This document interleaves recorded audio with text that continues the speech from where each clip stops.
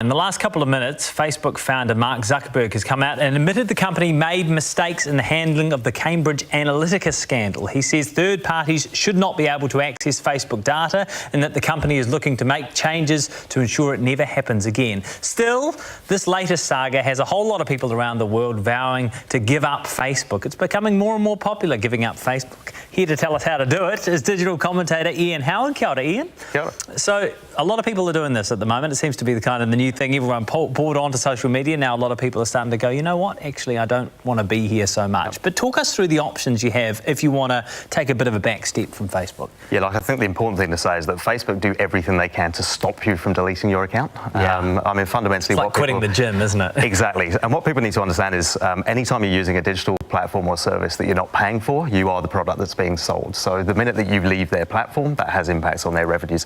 So they try and make it as hard as possible for you to leave. There's a big difference between deleting your account and deactivating your account. Right. What Facebook try and get you to do is deactivate your account. What that basically means is it puts your account in hibernation. It means that all of your details are still on there. It hides your face from your photos. It deletes your name from your profile. So it kind of sits it in stasis, and they talk about you having the flexibility to be able to come back at some point. That's very generous. Which is very generous. Yeah, they're thinking of you, of course. So you can deactivate your account. That's very simple to do. You do that within the settings. So go into your account on a desktop, go into settings, and it's very simple in there. Now, to delete your account is a completely different story. What you have to do is search for a help file. I think if you just search for how do I delete my account, you get to a big, very wordy document somewhere hidden in there. There's a link off to another page where you can then say, yes, I want to delete my account. But because they think that's far too crazy, you can't possibly want to delete your account, they then ask you to confirm some details again, put your password in. It takes you off to another page where you then have to go through the same process again. It's like Indiana Jones or something, isn't it? You've got to get through 10 puzzles and then work out if the Python can, Exactly that. So by the time you've done that, you should feel a great sense of pride as much as anything else. It's quite difficult to do.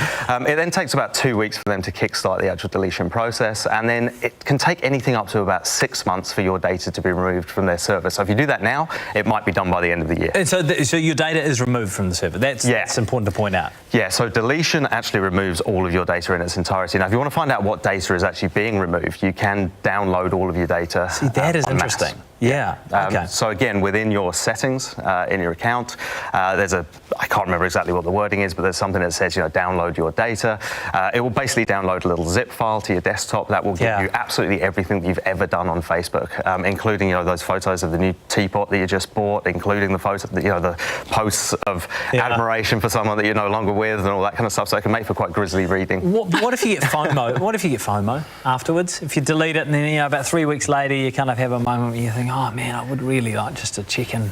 Well, if you've deleted it, to a certain extent it's tough, but I would argue that actually having a Facebook account creates more FOMO than you're likely to get by coming off it, because you're seeing all of those amazing photos of someone's other life. It's not their real life, those fantastic, we'd all be Jamie Oliver chefs, we'd all have amazing we'd all be on holiday at the Amalfi Coast. Exactly that, yeah. So I think that creates a lot of FOMO. I do think there are some things that you need to do to manage your situation before you come off Facebook, because we are reliant on it to communicate with a lot of our friends. So make sure you let your friends know that you're going to come off. Make sure that you've got their contact details. Make sure you let them know fairly regularly as well once you are off Facebook, so that if they are arranging events or they are sharing news on Facebook, they remember to share that with you through text or through phone calls, and so you build up those one-to-one lines of communication. Yeah, that's good advice. You're off Facebook, eh? Pretty much. Off Facebook, yeah. How was that? How is life on the other side? Yeah, do you know what? Easier than I thought it might be. I was heavily into social media use up until about 4 years ago. I had my daughter, and it got me to kind of basically rethink my use of social media. Privacy became more important to me. I also thought it was more important for my children. I still have a Facebook account. I need it from a professional perspective, but I've removed my Facebook app. I've removed my Messenger. I've removed my notifications.